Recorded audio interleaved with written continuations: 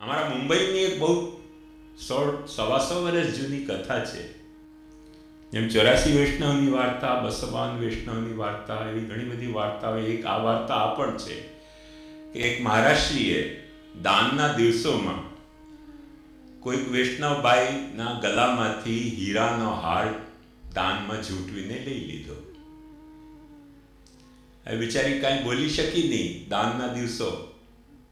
અને એ જ ધૃતરાષ્ટ્ર અને ગાંધારીના બધા પુત્રો એટલે બોલી શકે નહીં ને.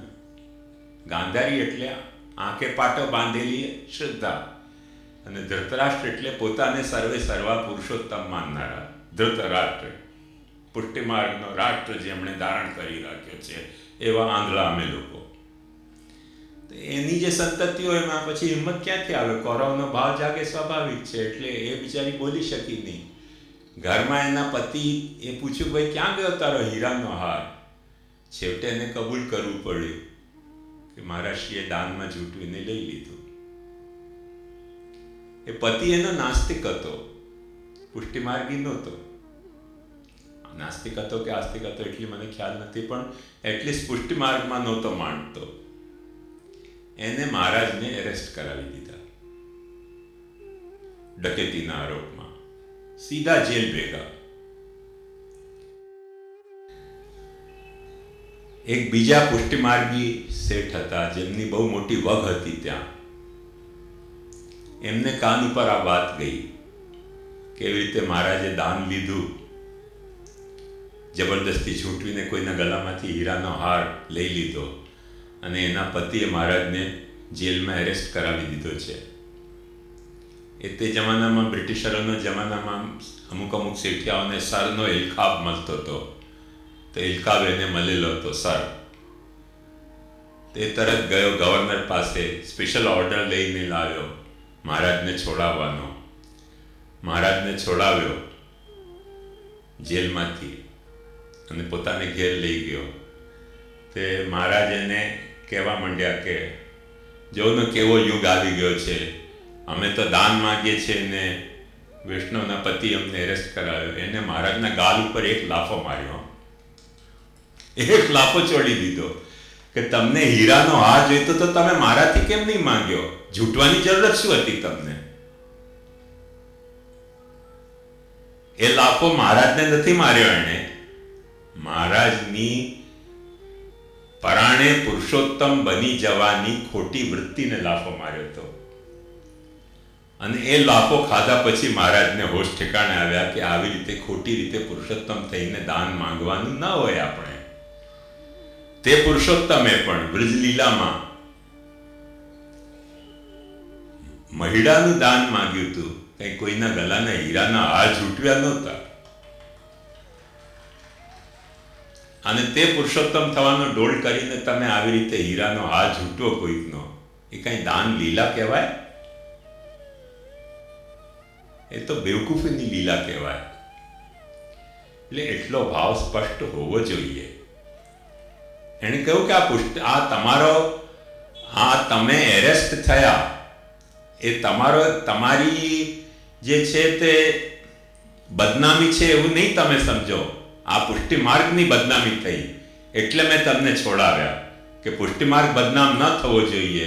અને આ લાફો તમને નથી મારી રહ્યો, તમારી ખોટી મનોવૃત્તિને માની રહ્યો છું કહીને એક લાફો છોડી દીધો મહારાજના ગાળ ઉપર. આટલી હિંમત આપણામાં હોવી જોઈએ. જો આપણે પુષ્ટિમાર્ગને આપણો માનતા હોઈએ અને મહારાજોને આપણો માનતા હોઈએ તો, આ કથા વ્યાસોને આપણે આપણા માનતા હોઈએ તો, કે આવી રીતે નાટક ચેટક નહીં કરો. જે મહાપ્રભુજીના સિદ્ધાંતથી વિપરીત કથા છે તે અમને ખોટી રીતે નહીં સમજાવો. આપ જો સાચી રીતે નહીં સમજાવો તો અમને કોણ સમજાવશે? બસ તમારે લાફો મારવાની જરૂરત નથી. મહાપ્રભુજીના વચનો એમની સામે મૂકીને એનો સમાધાન માંગવાની જરૂરત છે કે મહારાજ પહેલા, શાસ્ત્રીજી પહેલા આનો સમાધાન કરો, પછી તમારે જે સપ્તાહ કરવી હોય કરજો. ધુંધુકારીની મુક્તિ કરવી હોય તો ધુંધુકારીની મુક્તિ કરજો, તમારી પોતાની મુક્તિ કરવી હોય પહેલા તમારી તો મુક્તિ કરો યાર, પછી અમારા વડીલોને ધુંધુકારી સિદ્ધ કરો. કોણે કહ્યું કે અમારા વડીલ ધુંધુકારી છે? એટલે આ જાતના જે ધર્મ સંકટો આપણા સંપ્રદાયમાં પેદા થાય છે, તે વખતે વારે ઘડી એક જ પેટેન્ટ જવાબ આપવામાં આવે છે કે આપણો સંપ્રદાય પ્રમાણનો સંપ્રદાય નથી. ભાઈલા, તમને સમજ ન પડે, આ તો પ્રમેય માર્ગ છે. આ પ્રમેય માર્ગ એટલે શું?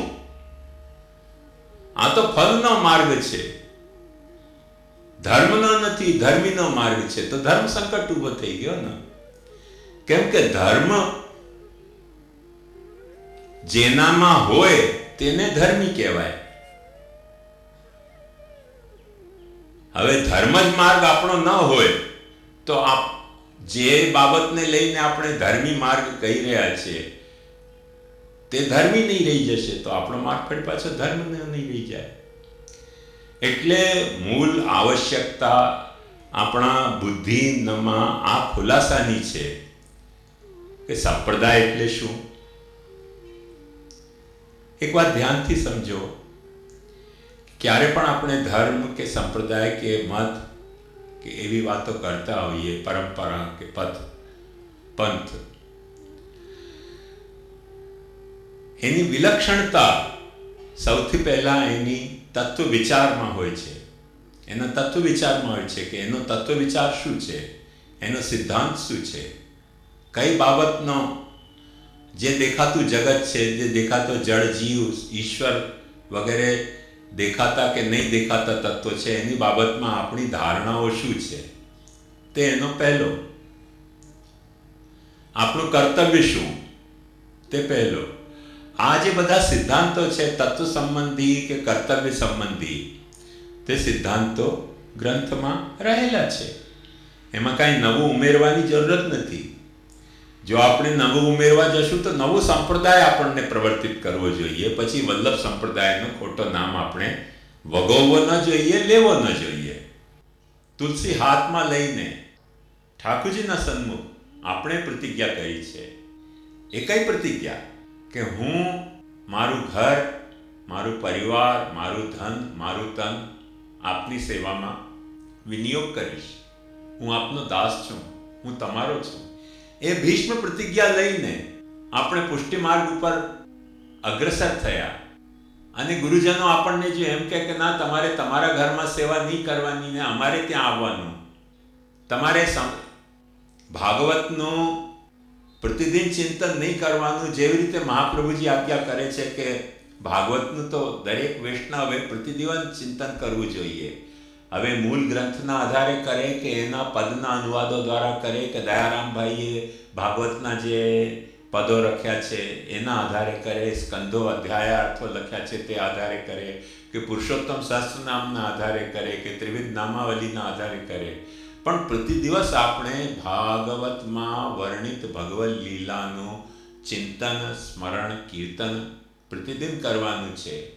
એ જે પ્રતિદિન કરવાની વાતની આપણી પ્રતિજ્ઞા છે તેને સપ્તાહમાં કેવલ 7 દિવસ સંભળાવે, તે પણ પછી ધુંધુકારી સપ્તાહ કે વડીલો મરી ગયા એમની મુક્તિ માટે સપ્તાહ, તો એ આપણી ભીષ્મ પ્રતિજ્ઞાનો આપણાથી ભંગ કરાવે છે.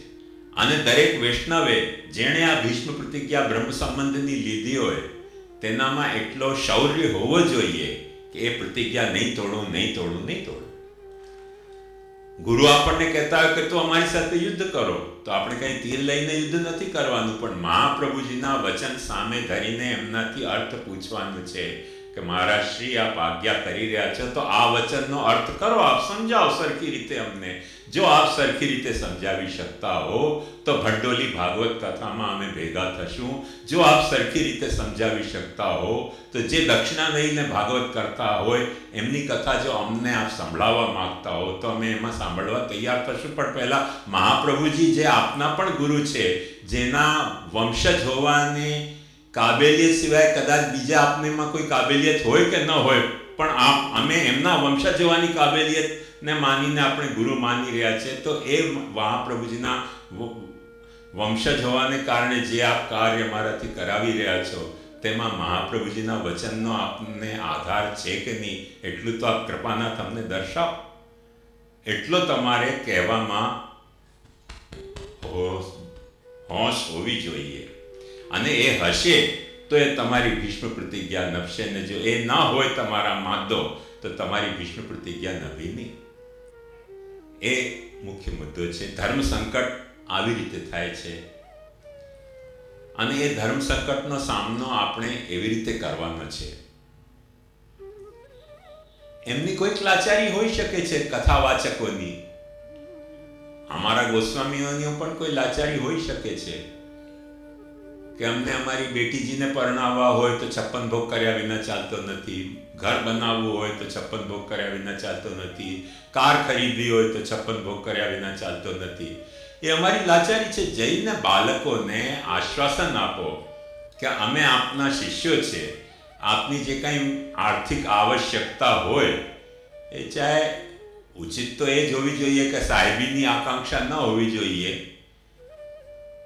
સંપ્રદાયના પ્રચાર પ્રસારની આપની આકાંક્ષા હોવી જોઈએ, પણ કદાચ આપને સાહેબી જોઈતી હોય તો અમે ભેટ ધરી રહ્યા છે તે મુજબ ભેટ ધરશું. પણ આટલી બધી જો ભેટ અમે ધરતા હોઈએ કે આપ જન્મો ત્યારે અમે ભેટ ધરીએ, અમારે ઘેર કોઈ જન્મે તો ભેટ ધરીએ, આપ અમારે ઘેર પધરામણી કરો તો ભેટ ધરીએ, અમે આપને ઘેર આવીએ તો આપને ભેટ ધરીએ, આપના વિવાહ થાય તો અમે ભેટ ધરીએ, અમારા ઘરમાં કોઈ વિવાદ હોય તો અમે ભેટ ધરીએ, આપ લીલા પધારો ત્યારે પણ કડવાની ભેટ ધરવામાં આવે છે, અમારે ત્યાં પણ લીલા પધારે તો કાઢેલી ભેટ ધરવામાં આવે છે. આટલી બધી ભેટ ધર્યા પછી સંતોષ ન થતો હોય આપને તો વધારે પણ ભેટ ધરશું, પણ મહેરબાની કરીને આપના ઠાકુરજીને આપ ન સંડો આ પૈસા ભેગા કરવામાં. એટલું તો આપ અમારા ગુરુ હોવાને કારણે આટલી તો આપ આપની ગુરુપદની મર્યાદા જાળવો કે જેથી અમે આપના શિષ્ય છે એવું છાતી ઠોકીને કહી શકીએ. એ વાત તમારે ગુરુને સમજાવવી પડશે કે અમે ઉઠાવીશું, આપને કાર જોઈતી હશે તો કાર પણ અપાવીશું, પણ ઠાકુરજીને સંડો નહીં, ઠાકુરજીને આપની આર્થિક કમાણીનો સાધન ન બનાવો. કોઈ કારણથી આપને એવો અમારા ઉપર અવિશ્વાસ થઈ ગયો હોય કે અમે આપની સાહેબીમાં સહયોગ નહીં કરીશું તો કરીશું, સાહેબીમાં સહયોગ કરીશું, કૂવામાં પડશો તો તેમાંય પડશું, પણ ઓછામાં ઓછો ઠાકુરજીને તો કૂવામાં નહીં ફેંકો, તમારી આર્થિક લાલસાને કૂવામાં. એટલું જઈને પણ તમે તમારા ગુરુજનોને સમજાવી શકો, એટલું જઈને પણ તમારી સામે પુષ્ટિ માર્ગનો ટીડો લગાવીને ભાગવત કથા કરનારા કથાવ્યાસોને તમે સમજાવી શકો કે શાસ્ત્રીજી આપ વેશાસમ છો. વેશાસમ એટલે સમજ્યા ને? શાસ્ત્રીઓ ભાગવત કથા કરનારા ભાઈજી, પૂજજી, બાપુજી વગેરે ઘણા બધા ટાઇટલ છે, વેશાસમ પણ ટાઇટલ લઈ લેતા હોય છે. તો જે કંઈ ટાઇટલ લેતા હોય તે ટાઇટલ સાથે પણ એટલું તો આપ કરો કે મહાપ્રભુજીનો જો તિલક આપ લગાવીને અમારા પુષ્ટિ માર્ગીઓને જો આપ ભાગવત કથા સંભળાવતા હો તો ઓછામાં ઓછી દક્ષિણા નહીં લો આપ ભાગવતની. તમારે પેટ ભરવાનું કંઈક પ્રોબ્લેમ હશે તો ખરેખર એ આપણા પુષ્ટિ માર્ગી વૈષ્ણવોનું કર્તવ્ય છે કે જે આપણા માર્ગમાં શાસ્ત્રી બનીને આવ્યો હોય એનો નિર્વાહ આપણે કરવો જોઈએ, ચોક્કસ કરવો જોઈએ અને સરખી રીતે કરવો જોઈએ કે જેથી એને ભાગવતના નામે ભંડોળ ભેગું કરવાનું કે દક્ષિણા લેવાની ઈચ્છા ન થાય એવી રીતે કરવું જોઈએ. પણ ઓછામાં ઓછું આપણી ભીષ્મ પ્રતિજ્ઞા આપણે નિભાવવી જોઈએ કે ભાગવતના નામે માગે તો અમે નહીં